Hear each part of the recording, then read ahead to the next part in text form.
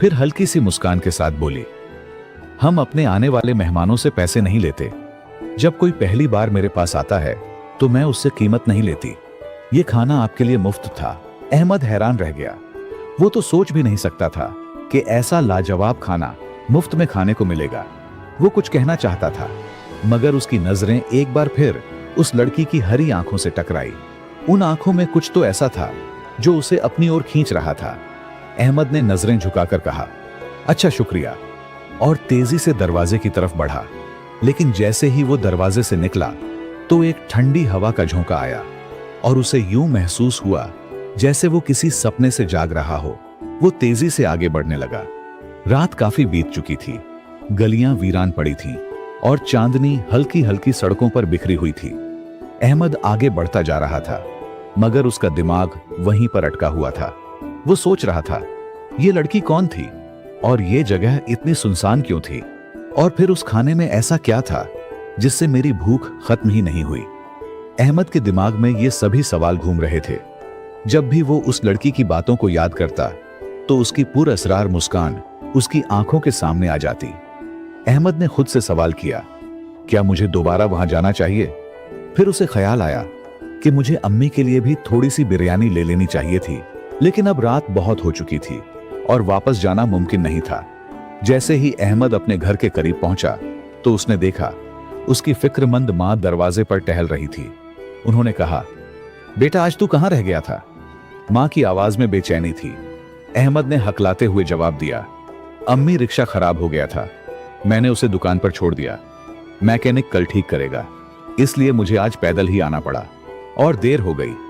मां ने राहत की सांस ली और कहा, अल्लाह तेरा शुक्र है, मैं तो बहुत घबरा गई थी। अहमद ने हल्की सी मुस्कान के साथ कहा, अम्मी आप परेशान मत हुआ करो, मैं अब बड़ा हो गया हूं। लेकिन वो कई बातें छुपा गया। वो रहस्यमयी लड़की, वो हैरान कर देने वाली बिरयानी और वो हरी आंखों का जादू। अहमद कमरे में आया, कपड़े बदले और चारपाई पर लेट गया, मगर नींद उससे कोसों दूर थी। वो तो बस उस लड़की के बारे में ही सोचता रहा। उसका चेहरा कैसा होगा? क्या वो वाकई आम लड़की है या फिर उसके पीछे कोई राज है? जब भी वो अपनी आंखें बंद करता तो वो हरी आंखें उसके जहन में चमक उठती। अहमद अपने बिस्तर पर लेटा तो उसे ख्याल आया, मुझे उस लड़की का नाम तो पूछ लेना चाहिए था। ये ख्याल आते ही उसके होठों पर एक हल्की सी मुस्कान आ गई, मगर अगले ही पल नींद ने उसे अपनी आगोश में ले लिया। वो गहरी नींद में डूब गया। सुबह होते ही अहमद की मां ने नाश्ता तैयार किया। फिर उन्होंने अहमद को जगाया कि बेटा उठो, नाश्ता ठंडा हो जाएगा। मां की आवाज ने उसे जगाया। वो जल्दी से उठा, नाश्ता किया और फिर रिक्शे को ठीक करवाने के लिए निकल पड़ा। अहमद मैकेनिक की दुकान पर पहुंचा तो रिक्शा ठीक हो चुका था। अहमद ने पैसे दिए और रिक्शा लेकर वो दोबारा शहर की सड़कों पर निकल पड़ा। लेकिन अहमद का दिमाग अब भी उसी रहस्यमयी लड़की के इर्द गिर्द घूम रहा था। वो सोच रहा था, क्या मुझे दोबारा वहां जाना चाहिए? अहमद 2-3 दिन इसी उधेड़बुन में रहा। उसका दिल चाहता था कि वो दोबारा उस गली में जाए, लेकिन साथ ही वो खुद को रोक भी रहा था। आखिरकार 3 दिन बाद वो हिम्मत करके दोबारा उन्हीं गलियों की तरफ निकल पड़ा। शाम का वक्त था। वहां की गलियां वैसी ही सुनसान पड़ी थीं और उस छोटे से मिट्टी के घर में अब भी छत से धुआं उठ रहा था। वहां फिजा में वो जादुई खुशबू बिखरी हुई थी। अहमद ने दरवाजे पर दस्तक दी तो दरवाजा खुल गया। अहमद को ऐसा महसूस हुआ जैसे वो लड़की उसी का इंतजार कर रही हो।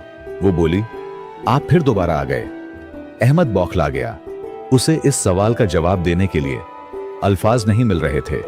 लड़की ने उसे अंदर आने का इशारा किया और वो बेइख्तियार अंदर चला गया। लड़की ने कहा, आज भी आपके लिए खाना फ्री है। अहमद ने हैरानी से पूछा, मगर क्यों? लड़की ने उसे बताया कि हमारे यहां आज बड़ी दावत थी